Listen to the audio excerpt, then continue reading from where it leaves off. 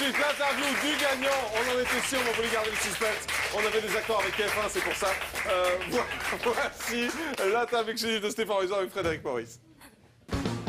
La plus belle voix de France a désormais un nom. Stéphane Rizon est devenu samedi soir le premier gagnant de The Voice. C'était la grande surprise de la finale. Coiffant au poteau les deux autres favoris, Ali et Louis, nous avons débriefé avec lui cette soirée d'exception.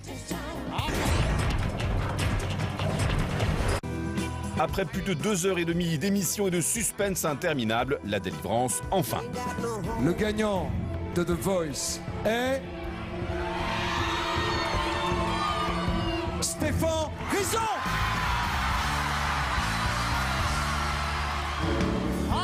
Une victoire surprise et pourtant Stéphane croyait vraiment à ses chances depuis la demi-finale, surtout qu'il était loin d'être le favori. J'ai senti que ça pouvait éventuellement changer lorsque j'ai interprété le titre des Beatles, With a Little Help from My Friends. Voilà, là je me suis dit, ça y est, t'as montré aux gens comment tu pouvais chanter, qui tu étais. Donc à partir de ce moment, je me suis dit même, pour aller plus loin, je me suis dit tu peux partir tranquille.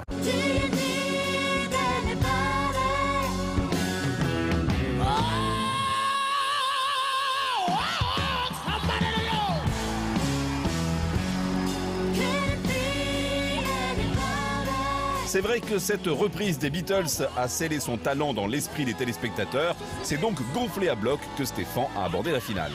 Samedi, ça a été sans doute l'apothéose avec notamment Caruso, le duo avec Johnny Hallyday, Think d'Aretha, You Raise Me Up avec Florent, et puis la collégiale We Are the Champions avec les trois autres talents. C'était super.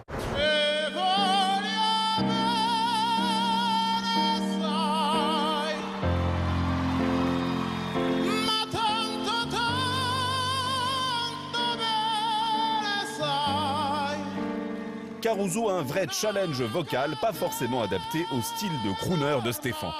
C'est vrai qu'avec Caruso, il faut s'accrocher, d'autant que j'avais dit à Florent, mais je ne suis pas un chanteur lyrique, et il m'a de suite dit, mais Stéphane, je ne te demande pas de chanter comme un chanteur lyrique, je te demande juste de chanter comme toi, tu sais chanter, et comme tu peux le faire, et ça le fera. L'autre moment fort de cette finale fut sans aucun doute le duo mythique avec Johnny Hallyday. Là aussi, interpréter le Requiem pour un fou aux côtés d'un monstre de la chanson française a probablement fait pencher la balance.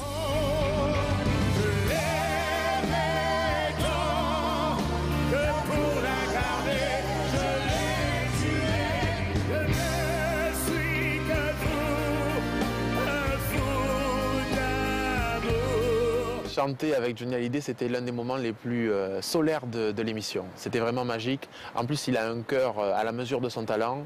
Je l'ai déjà dit, mais c'est vraiment quelqu'un d'adorable.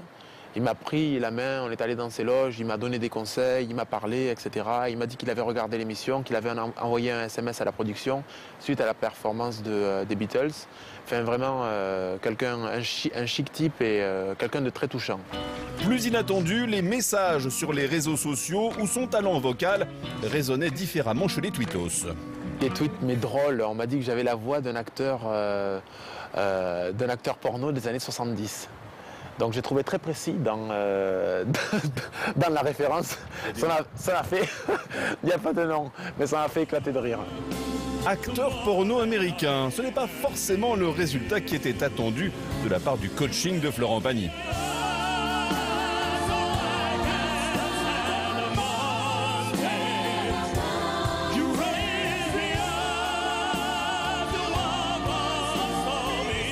D'ailleurs, est-ce que Florent était le coach idéal?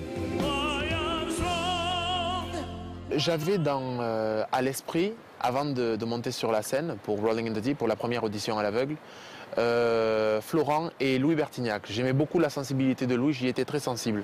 Donc voilà, au final, ça a été Florent et je ne regrette absolument pas. On verra si sur le long terme, le travail avec Florent Pagny a payé. L'avenir, c'est une tournée The Voice qui débutera en juin et un album en préparation. Malgré tout, The Voice reste une émission de télé-réalité. Alors Stéphane risque-t-il un jour de se retrouver dans Les Anges sur Énergie 12?